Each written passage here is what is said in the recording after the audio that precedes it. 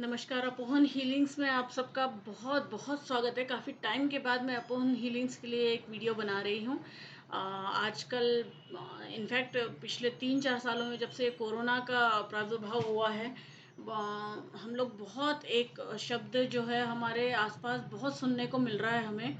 और क्योंकि मुझे बीइंग अ साइकोलॉजिस्ट मुझे इस शब्द का अर्थ समझाना और उस शब्द को पर कैसे हम काबू पाएँ, इस बीमारी पर, इस डिसऑर्डर पर कैसे हम काबू पाएँ, ये जानना, ये बताना मुझे बहुत ज़रूरी फ़ील होता है। तो आज मैं जिस शब्द की बात कर रही हूँ या जिस डिसऑर्डर की बात कर रही हूँ उसे हम जो है डिप्रेशन कहते हैं। डिप्रेशन को हम हिंदी में अवसाद भी कहते हैं। ये एक तरह का किसी दुखद अनुभव से उत्पन्न हुआ डिसऑर्डर है। बहुत डीप कहीं कोई दुःख हमें होता है तो हम इस तरह के अवसाद से घिर जाते हैं, हमें लगता है अब ज़िंदगी में कुछ भी नहीं बचा है। तो ये डिसऑर्डर जो है मेनली दुखद अनुभवों से निकला हुआ एक डिसऑर्डर है। और इसके सिम्पटम्स जानने से पहले हम ये जान लें कि ये किस तरह का रोग है, मतलब किस तरह के लोगों में ये पाया जा सकता है। तो डिप्रेशन के बहुत सारे रीज़न्स होते हैं। उसमें से हेरिडिटरी एक रीज़न होता है। अगर घर में किसी को कहीं किसी कभी पहले हुआ हो तो आगे उस पीढ़ी में आगे कहीं भी किसी को भी ये हो सकता है, क्योंकि ये मेंटल डिसऑर्डर है।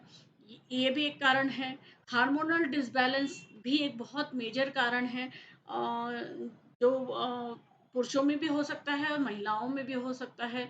इसके अलावा महिलाओं में मेनोपॉज़ के दौरान जब पीरियड्स उनके ख़त्म होने और ना होने के बीच का जो समय होता है, एक पॉज़ लेता है साइकिल, मेंस्ट्रुएशन साइकिल,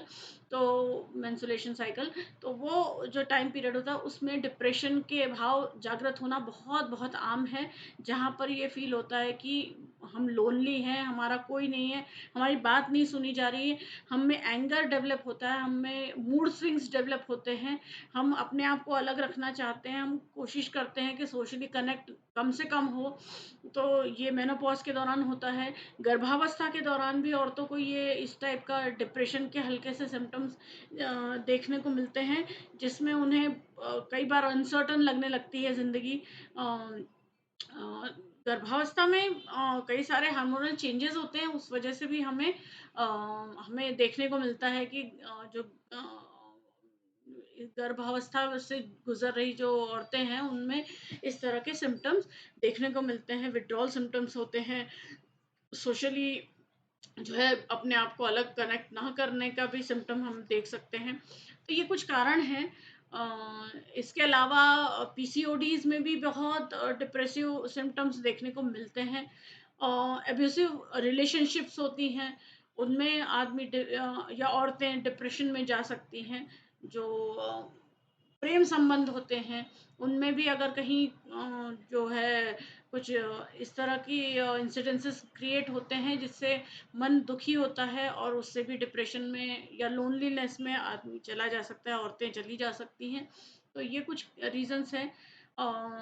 रिलेशन खराब होना, टूटना, किसी अपने व्यक्ति के दूर चले जाना, कोई अच्छा संबंध खराब हो जाना, किसी भी कारण से हो सकता है। सोशल एनवायरनमेंट में कोई ऐसी घटना घट जाना जिससे हम डर जाते हैं, अंदर से फ़ियर हमें हो जाता है और हम डिप्रेशन में चले जाते हैं कि हम उस चीज़ को फ़ेस नहीं कर पाएँगे, इसलिए हम अलग हो जाते हैं। तो ये कुछ कारण हैं, सिम्पटम्स हैं। सिम्पटम्स मैं बताती हूँ आपको इसके। सिम्पटम्स ये हैं कि अगर पुरुषों में इस तरह का अगर डिप्रेसिव कुछ सिम्पटम्स हमें देखने को मिलते हैं, तो वो ये होते हैं कि चिड़चिड़ापन हो जाता है उन्हें, वो सोशल एनवायरनमेंट से अपने आप को काट लेते हैं, वो ऑफ़िस की पार्टीज़ में जाना पसंद नहीं करते बहुत ज़्यादा, वो लोगों से कनेक्ट होना पसंद नहीं करते बहुत ज़्यादा, वो बहुत जो है जॉब की जगह पर भी उनके साथ थोड़ा-सा वो अपने आप को अलग ही महसूस करते हैं, अलग रखना पसंद करते हैं। और उसके अलावा आक्रामक भी हो सकते हैं, कई बार बहुत चिड़चिड़े हो जाते हैं और उनको बार-बार अपने आप को अकेला महसूस करते हैं, उनको ये फ़ील होता है कि उनके साथ कोई नहीं है। इसके अलावा औरतों में मूड स्विंग्स होना बहुत आम बात है। मूड चेंज होता है, पल-पल चेंज होता है, कभी भी अचानक रोना आ जाता है, कभी भी अचानक गुस्सा आ जाता है, कभी भी अचानक हँसने लगते हैं, कभी भी अचानक हमें बहुत अकेला फ़ील होने लगता है। और ये सारे सिम्पटम्स जो है डिप्रेशन में के सिम्पटम्स हैं, और जो जिनसे औरतें अक्सर डील करती हैं मेनोपॉज़ के दौरान, या बच्चे होने के दौरान, बच्चे पोस्ट जो है प्रेगनेंसी भी ये चीज़ें होती हैं, जब बच्चा हो जाने के बाद भी, प्रेगनेंसी के दौरान भी ये चीज़ें होती हैं। तो इन सभी चीज़ों का एक जो मुझे मैंने जितना स्टडी किया है डिप्रेशन और बाकी डिसऑर्डर्स को, मुझे एक ही चीज़ समझ में आती है कि इन सब चीज़ों का कई डिप्रेशन ऐसे होते हैं जिनके लिए मेडिकेशन के अलावा कोई और तरीका नहीं होता उनको बाहर लाने का। लेकिन मेडिकेशन के साथ-साथ यदि एक विश्वास पेशेंट में हम जागृत कर सकें कि वो अकेला नहीं है, उसके साथ में उसके लाइफ में हमें घुसना नहीं है, बट हमें ये इसको विश्वास दिलाना है कि कभी भी उसको अगर ज़रूरत पड़ती है तो हम हैं वहाँ पर, हम खड़े हैं। ये विश्वास अगर उसमें जनरेट किया जाए तो डिप्रेशन के सिम्पटम्स काफ़ी हद तक कम किए जा सकते हैं। उसके अलावा यदि हम खुद डिप्रेशन में हैं, ऐसा फ़ील हो रहा है हमें, तो हमें सिर्फ़ इतना करना है कि जो-जो चीज़ें हमें अच्छी लगती हैं, हर इंसान में एक खूबी होती है, हर इंसान में एक उसकी हॉबी को परस्यू करने की इच्छा होती है। तो जो भी आपकी हॉबी है, चाहे वो रीडिंग हो, चाहे राइटिंग हो, चाहे सिंगिंग हो, चाहे किसी भी आप कहानियाँ लिखते हैं, आप गीत लिखते हैं, बल्कि एक्सप्रेसिव जितने भी माध्यम होते हैं, अगर वो आपको पसंद है, चाहे वो गीतों के माध्यम से हो, चाहे लिखने में, मतलब आप गज़लें लिखते हो, गीत लिखते हो, कविताएँ लिखते हो, यदि आप कहानियाँ लिखते हो, यदि आप किसी भी तरह का आप में एक्सप्रेसिव एक चित्र बनाते हो, तो ये सब चीज़, ये माध्यम बहुत प्यारे माध्यम हैं, आपके अंदर की फ्रस्ट्रेशन को बाहर निकालने के।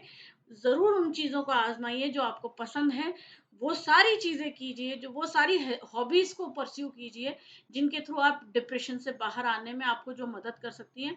गीत गाना, गीत लिखना, कहानियाँ लिखना, चित्र बनाना, और ट्रैवलिंग करना, कुकिंग करना, कुछ अच्छा आपको बनाने की इच्छा हो, खाना बनाने की इच्छा हो, ज़रूर बनाइए। नई-नई डिशेज़ ट्राई कीजिए, और ट्रैवल कीजिए। अगर आपको लगता है कि आपको अकेले रहना पसंद है, तो आप अकेले ही कहीं ट्रैवल कीजिए, जाइए, दुनिया घूमिए, और इन चीज़ों को एक्सप्लोर कीजिए, नई-नई जगहें एक्सप्लोर कीजिए। कई बार अनजान जगहें, अनजान लोग आपको उतना सुकून दे जाते हैं, जितना आपके अपने नहीं दे पाते। तो एक्सप्लोर कीजिए, अच्छी जगहें देखिए, और सेफ्टी के साथ जाइए, सेफ्टी के साथ रहिए, और अपना ध्यान रखने की कोशिश कीजिए। अपना खुद का जो है इनर कॉन्फिडेंस इतना बिल्ड करने की कोशिश कीजिए कि आप अकेले अपने आप को सँभाल सकते हैं। और ये जितनी भी हॉबीज़ आप परस्यू करेंगे, जितनी भी आप अच्छी चीज़ें आप अपनी ज़िंदगी में लाने की कोशिश करेंगे, फूल पसंद है, फूल रखिए आपके कमरे में। जिस भी चीज़ से आपको लगता है कि पॉज़िटिव एनर्जी मिलती है, वो सारी चीज़ें अपने कमरे में रखिए। कोई चित्र है, कोई भी ऐसा तस्वीर है, कोई भी ऐसी फ़िल्म है जो आपको पॉज़िटिव एनर्जी देती है, सारी चीज़ें आप ट्राई ज़रूर कीजिएगा। ज़रूर सुकून मिलेगा, कुकिंग कीजिएगा, अपना बनाया खाना खाइएगा, तो जो अंदर से कॉन्फिडेंस महसूस होगा आपको, वो धीरे-धीरे आपको इन सब नेगेटिविटी से बाहर निकाल देगा।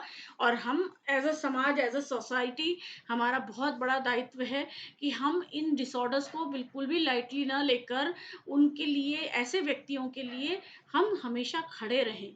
हम हमेशा उनकी मदद करने के लिए खुशी से खड़े रहें। और एज़ अ सोसाइटी इन लोगों को दूर करने की बजाय, इन लोगों को क्रिटिसाइज़ करने की बजाय, इनके साथ अच्छा व्यवहार करने की कोशिश करें, इनको अपनाने की कोशिश करें। यदि हम खुद भी डिप्रेशन में हैं, तो हम समझते हैं उसकी वजह से कितनी तकलीफ़ होती है, तो ऐसे इंसान को हम मदद करें, हम ऐसे इंसान का सहारा बनें जो डिप्रेशन से गुज़र रहा हो।